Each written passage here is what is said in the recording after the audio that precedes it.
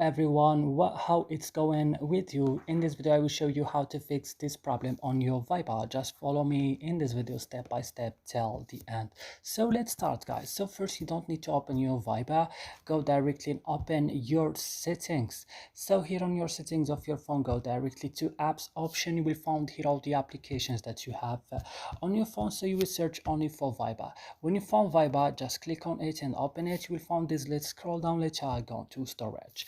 Here, guys, click on clear cache, but don't click on clear data because it will delete your data. I used it before, that's why I can't click on it. And also, guys, here you have to click on force stop. I used it before, that's why I can't click on it. Then go to battery and click allow it on optimized mode, and go back and go to permissions and allow permissions, all of this options right here. Then go to your Play Store, check your Viber if it's updated on the last version or not, and then you have to restart your phone.